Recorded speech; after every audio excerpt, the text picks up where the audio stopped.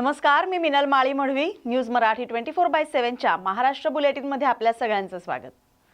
रायगड जिल्ह्यात जिल्हा परिषद आणि पंचायत समिती निवडणुकीत आपलं अस्तित्व सिद्ध करण्यासाठी सर्वच राजकीय पक्ष आणि नेते मंडळींनी जोरदार मोर्चे बांधणी सुरू केली.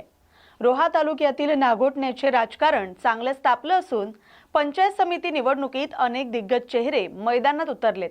अशातच रोहा तालुक्यातील नागोठणे पंचायत समिती 77 गणातून तरुण, उच्च शिक्षित आणि विकासदृष्टी असलेल्या शिफा जुईकर यांनी अपक्ष उमेदवार म्हणून उमेदवारी अर्ज दाखल केलाय.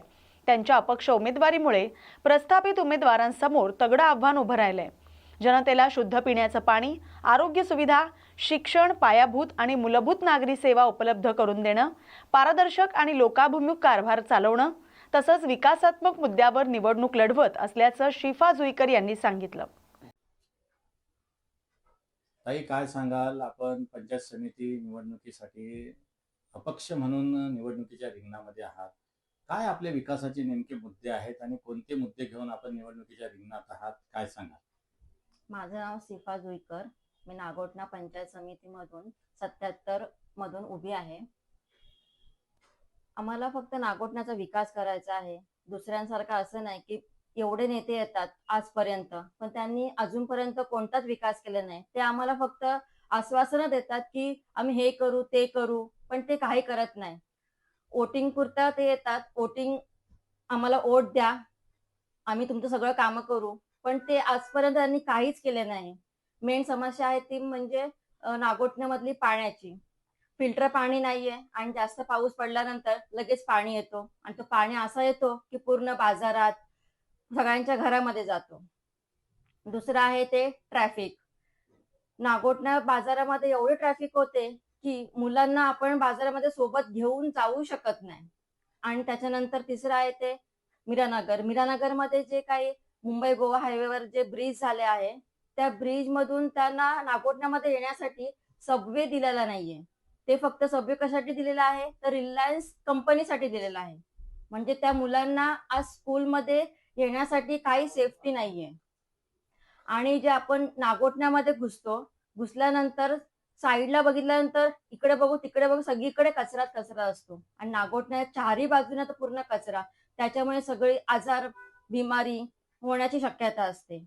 यासाठी आम्ही आज उभे आहोत हे सगळे प्रश्न सोडवण्यासाठी. आणि आम्हाला विकास करायचा आहे. दुसऱ्यांसारखं असं नाही की स्वतःचे जेब भरायचे. बस आम्हाला फक्त एकच ध्येय आहे की विकास करायचा आहे. मालेगावहून नाशिककडे जाणाऱ्या रॉयल हर्स टूर्सच्या प्रवासी बसचा अपघात झालाय. यात 3 महिन्याच्या बालकाचा मृत्यू झाला असून 2 जण गंभीर जखमी झालेत. चांदवड येथील हॉटेल निकिता समोर मुंबई-आग्रा महामार्गावर भरधाव वेगानं जात असताना बस चालकानं पुढील वाहनाला ओव्हरटेक करण्याचा प्रयत्न केला. ओव्हरटेक करताना बसला बाजूनं जोरदार धडक बसल्यानं बसमधील प्रवासी पुढील सीटवर जोरात आदळले. या अपघातात टेक अने तिरुवा यांचा 3 महिन्यांचा मुलगा प्रतीक तिरुवा याचा मृत्यू झालाय. पोलीस सूत्रांनी दिलेल्या माहितीनुसार बस चालकानं रस्त्याच्या परिस्थितीकडे दुर्लक्ष करून निष्काळजीपणामुळे वाहन चालवल्यामुळे हा अपघात घडलाय. या प्रकरणी बस चालक गुलाब नशीर मोहम्मद याच्या विरोधात चांदवड पोलीस ठाण्यात गुन्हा दाखल करण्यात आलाय. अंबाई ब्रिक्स आणि ट्रान्सपोर्ट असोसिएशनच्या वतीनं रतन इंडिया ऊर्जा प्रकल्पाच्या व्यवसाय विरोधी धोरणाच्या निषेधार्थ मागील 5 दिवसांपासून रतन इंडियाच्या प्रवेशद्वारासमोर ठिय्या आंदोलन सुरू आहे. मात्र प्रशासनाच्या आडमुठ्या भूमिकेमुळे आंदोलकांना अद्याप न्याय न मिळाल्यानं आंदोलनानं उग्र आणि निर्णायक वळण घेत रतन इंडियाची कोळसा वाहून नेणारी रेल्वे रोखली. राखेच्या निविदा प्रक्रियेत रतन इंडिया ऊर्जा प्रकल्पानं नियमांची सर्रास पायमल्ली करत लघु आणि सूक्ष्म उद्योजकांना जाणीवपूर्वक वगळल्याचा आरोप आंदोलकांनी केलाय. या अन्यायकारक धोरणामुळे भविष्यात स्थानिक वीटभट्टी उद्योजक आणि वाहतूकदारांवर उपासमारीची वेळ येण्याची शक्यता असल्यानं आंदोलनाची दिशा बदलत संतप्त आंदोलकांनी थेट रतन इंडियाची कोळसा वाहून नेणारी रेल्वे रोखली.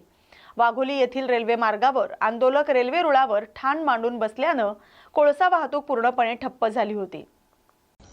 मागील 5 दिवसापासून लोकल राखेच्या संदर्भात आमचं आंदोलन सुरू आहे. भारत सरकारच्या जिहारानुसार 20% राख ही राखीव असायला पाहिजे लोकल लोकांसाठी. आणि जर या ठिकाणी आज भाववाढ झाली तर त्याचा प्रश्न चालक मालक असोसिएशन, ट्रान्सपोर्टेशन असेल, सूक्ष्म उद्योग असेल, वीटभट्टी असेल किंवा राखेपासून बनणाऱ्या इतर वस्तू आहेत त्याच्याशी निगडीत आहे. महागाईच्या या दुनियेमध्ये राखीचे जर भाव वाढलेत तर पुन्हा जो खालचा घटक आहे त्या प्रत्येक वस्तूशी जी राखेशी संदर्भात आहे त्याचे भाव वाढणार आहेत. त्याकरता या ठिकाणी आम्ही या भाववाढीचा निषेध नोंदवत आहे. मी सर्वजण ट्रान्सपोर्ट असोसिएशन आणि अंबाई ब्रिक्स आमच्यावर असा अत्याचार होत आहे की रतन इंडियानी आमचं जे लोकलचं जे राखेचं जे 20% असते ते आम्हाला देण्यास नकार केलेला आहे आणि ओपन टेंडर काढलेलं आहे. ओपन टेंडरमध्ये 125च्या वर जो बोली बोलेल म्हणजे 250 रुपयापर्यंत टनापर्यंत राख हे विकण्याचं षडयंत्र करत आहे आणि आम्ही लोकल लोक हे 250 रुपये टन राख घेऊ शकत नाही.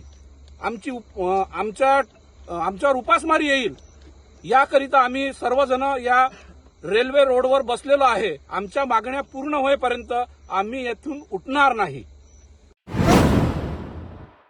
ऑर्गॅनिक उत्पादनांना हक्काची बाजारपेठ उपलब्ध करून देण्यासाठी वर्धा शहरात लवकरच ऑर्गॅनिक फार्मर मार्केट सुरू करण्यात येणार आहे. पालकमंत्री डॉक्टर पंकज भोयर यांनी ही घोषणा केली आहे. जिल्हास्तरीय कृषी, पशुसंवर्धन आणि मिनी सरस वर्धिनी या महोत्सवाच्या उद्घाटनावेळी ते बोलत होते. राज्य शासनाच्या निर्णयानुसार वर्ध्यात 20 कोटी रुपयांच्या निधीतून उमेद मॉल उभारला जाणार असून महिला बचत गटांच्या उत्पादनांना मोठी बाजारपेठ उपलब्ध होणार आहे. शासन महिलांच्या सक्षमीकरणासाठी कटिबद्ध असल्याची ग्वाही यावेळी देण्यात आली. आपण तर अजून खूप काही करू शकतो मैत्रिणींनो. ही मार्गदर्शनाचीच केवळ काही ओळी नव्हत्या तर आपल्या सगळ्यांसाठी एक स्वप्नदर्शन सुद्धा होतं. धन्यवाद अजयनी, तुम्हाला पुढील तुमच्या या कृषी महोत्सव, पशुसंवर्धन महोत्सवामध्ये आपण बघतोय की दिवसेंदिवस ऑर्गॅनिक शेतीचं महत्त्व संपूर्ण जगात, देशात देखील वाढते आहे. त्यामुळं वर्धा जिल्ह्यामध्ये देखील अनेक शेतकरी ऑर्गॅनिक पद्धतीने शेती करायला लागलेले आहे. मधात अनेक शेतकरी मला भेटले होते. त्यांना वर्धा शहरामध्ये बाजारपेठ मिळाली पाहिजे याच्याकरिता एक ठिकाण हवं होतं, बाजाराकरिता जागा हवी होती. मी माननीय जिल्हाधिकाऱ्यांना निर्देश दिले की लवकरात लवकर वर्धा जिल्ह्यामध्ये ऑर्गॅनिक पद्धतीने शेती करणारे शेतकरी यांना एक बाजारपेठ उपलब्ध करून देण्याकरिता जागा उपलब्ध करून देण्यात यावी. मालाड रेल्वे स्थानक परिसरातील हत्या प्रकरणी आरोपीला अटक करण्यात आले. आरोपीचा सीसीटीव्ही फुटेज समोर आलाय. मालाड रेल्वे स्थानकावर NM महाविद्यालयाचे प्राध्यापक आलोक सिंग यांची चाकूने वार करून हत्या करण्यात आली होती. शनिवारी संध्याकाळच्या सुमारास ही घटना घडली. लोकलमध्ये काही कारणास्तव या दोघांमध्ये वाद झाला होता. त्यानंतर आरोपीने आलोक सिंग यांच्यावर मालाड रेल्वे स्थानकात चाकूने वार करून तिथून पळ काढला. ओमकार शिंदे असे या आरोपीचं नाव असून आरोपी सीसीटीव्ही कॅमेऱ्यात कैद झालाय. त्यानंतर पोलिसांनी त्याला बेड्या ठोकल्यात. आरोपीवर कठोरात कठोर शिक्षा मिळण्याची मागणी आता होत आहे. आदिवासी आणि शेतकऱ्यांचं लाल वादळ नाशिकच्या वेशीवर येऊन ठेपलंय. किसान सभा, माकपचे शेतकरी आणि शेतमजुरांनी हा लॉंग मार्च काढलेला आहे. माजी आमदार JP गावित यांच्या नेतृत्वाखाली काढलेला हा मोर्चा आता मुंबईकडे कूच करणार आहे. प्रलंबित मागण्यांसाठी दिंडोरीत हे आंदोलन सुरू होतं. दिंडोरीतील तहसील कार्यालयासमोर आंदोलन करण्यात आलं होतं. मात्र मागण्या मान्य न झाल्यामुळे मंत्रालयावर धडकण्याची भूमिका या सर्वांनी घेतली आहे. वनपट्टे नावावर करणं, आदिवासी वाडे परिसरातील पाणी प्रश्न सोडवणं, शाळा आणि शिक्षक भरती अशा विविध मागण्या यावेळी करण्यात आल्या. भुसावळ तालुक्यातील वरणगाव परिसरातील राष्ट्रवादी शरद पवार गटाच्या शेकडो कार्यकर्त्यांनी मंत्री गुलाबराव पाटील यांच्या उपस्थितीत शिवसेना शिंदे गटात प्रवेश केलाय. वरणगाव नगर परिषदेच्या निवडणुकीमध्ये राष्ट्रवादी काँग्रेस शरद पवार गटाचे नगराध्यक्ष पदाचे उमेदवार राजेंद्र चौधरी हे पराभूत झाले होते. त्यांना शिंदे गटाच्या वतीनं स्वीकृत नगरसेवक पदी घेण्यात आलं. त्यामुळे राष्ट्रवादी काँग्रेस शरद पवार गटाचे वरणगाव येथील शेकडो कार्यकर्त्यांसह राजेंद्र चौधरी यांनी मंत्री गुलाबराव पाटील यांच्या उपस्थितीत जाहीर सभेत शिवसेना शिंदे गटात प्रवेश केलाय. मी वरणगावच्या सभेत आलो. पहिले वरणगावचं विचाराल की नाही, फक्त हे बघा, वरणगावमध्ये या ठिकाणी राष्ट्रवादीचे प्रमुख कार्यकर्ते जे मागच्या काळामध्ये जिल्हा परिषद सदस्य राहिले, सरपंच राहिले, नगरसेवक राहिले, त्यांनी आज बहुतेक या ठिकाणी कार्यकर्त्यांबरोबर या ठिकाणी मध्ये शिवसेनेमध्ये प्रवेश केलेला आहे. 400 कार्यकर्त्यांनी या ठिकाणी शिवसेनेमध्ये प्रवेश केलेला आहे. आणि मला तरी असं वाटतं की समाधान महाजन यांच्या नेतृत्वाखाली या ठिकाणी वरणगाव नगरपालिकेमध्ये 6 नगरसेवक या ठिकाणी आमचे आता निवडून आलेले आहे आणि पुढच्या काळामध्ये वरणगाव शहराचा विकास करण्याचा संकल्प त्यांनी या ठिकाणी मांडलेला आहे. आता वरणगाव हे भाजपचा बालकिल्ला होता. आता तुम्ही भाजपच्या बालकिल्ल्यामध्ये सुरंग लावलेला आहे. अनेक लोक शिंदे सरकार यामध्ये पक्षप्रवेश करत. हे बघा, आम्ही भाजप शिवसेनेचा प्रस्ताव युतीचा केलेला होता, मांडलेला होता, पण तो होऊ शकला नाही. भाजपचेही काही नगरसेवक निवडून आले, आमचेही नगरसेवक निवडून आले, अपक्ष नगराध्यक्ष निवडून आले, असं विचित्र काम या ठिकाणी झालेलं आहे. पण तरीसुद्धा महायुती म्हणून महायुतीच्या माध्यमातून जी कामं आम्हाला करता येतील ती करण्याचा आम्ही पुढच्या काळामध्ये प्रयत्न करू. हो, इम्तियाज जलील म्हणताय येत्या काळात आम्ही महाराष्ट्र पूर्ण हिरवागार करू, असं इम्तियाज जलील म्हणताय महाराष्ट्र पूर्ण हिरवागार करू. हे बघा, कोणी म्हटल्यानंतर कोणी सांगत नाही. आता इथे शिवसेनेच्या कार्यक्रमामध्ये किती मुस्लिम आहे असं कोणाच्या म्हणण्याने काही गोष्टी हिरवागार होऊन जातील आणि पिवळ्यागार होऊन जातील, ह्याला काय अर्थ नाही आहे. उलट माझा त्यांचा सल्ला आहे की अशा पद्धतीचे वक्तव्य करून जी देशामध्ये राज्यामध्ये शांतता आहे ती बिघडवू नये. संजय राऊत म्हणतायत की एकनाथ शिंदे रुसून बसलेले आहेत आणि दिल्लीला सोनबाईसारखे चक्रा मारत आहेत. आणि त्यांना काय माहिती कोण सून आणि कोण सासरा.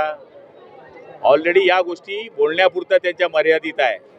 त्यांना हे माहीत नाही आहे की आम्ही महाराष्ट्रामध्ये सगळ्यात 2 नंबरचा पक्ष म्हणून या ठिकाणी परफॉर्मन्स केलेला आहे.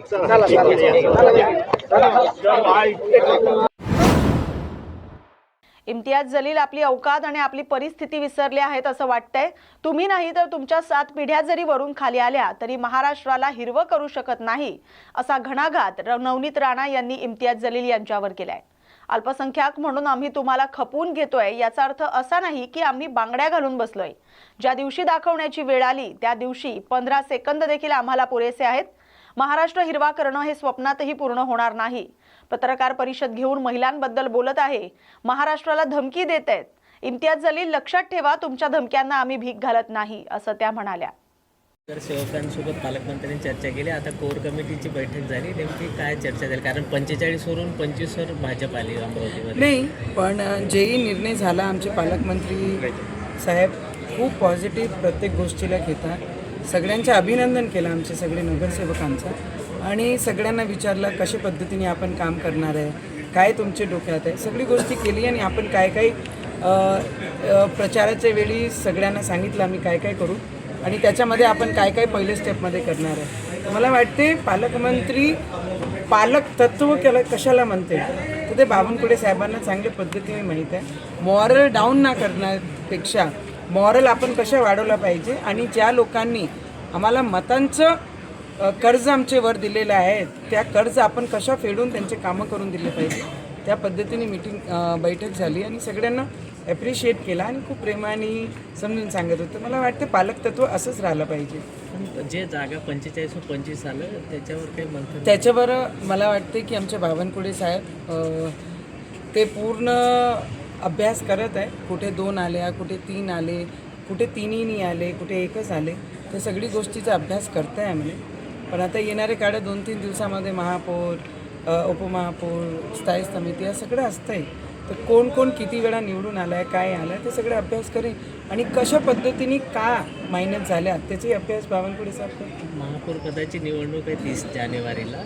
कोण दावेदार? मला असं वाटते कार्यकर्त्यांची इलेक्शन होती आणि प्रत्येक कार्यकर्ता हा खूप मनापासून काम करते. सतरंजा उचलून एवढे वर्ष काम करतात आणि आता त्यांना एवढे मोठे पदावर बसवण्यासाठी पक्षाने जबाबदारी म्हणून तिकीटं दिली आहे तर ते सगळे वर्थ आहे.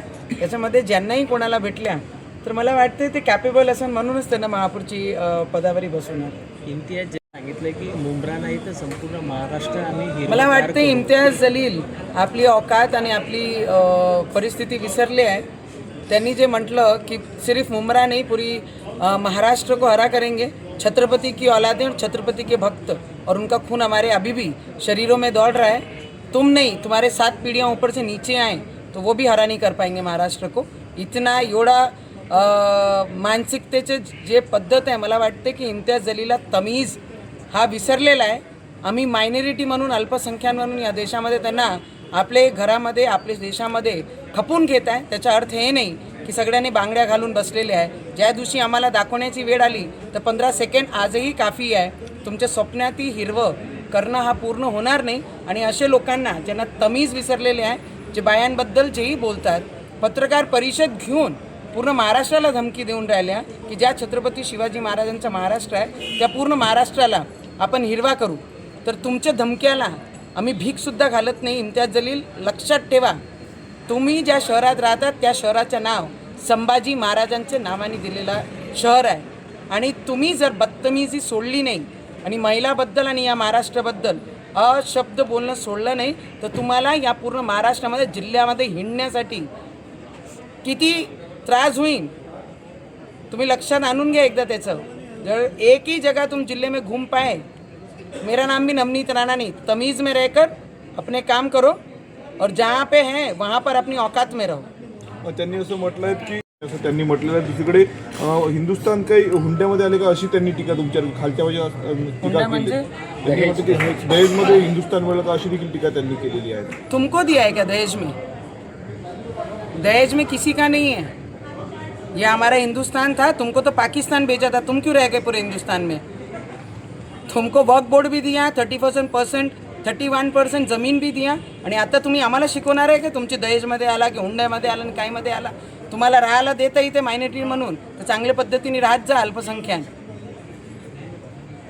या बातमीसोबतच महाराष्ट्र बुलेटिनमध्ये वेळ झाल्या तर इथेच थांबण्याची. अशाच महत्त्वाच्या बातम्यांसाठी पाहत राहा न्यूज मराठी 24/7. नवा भारत, नवा विचार.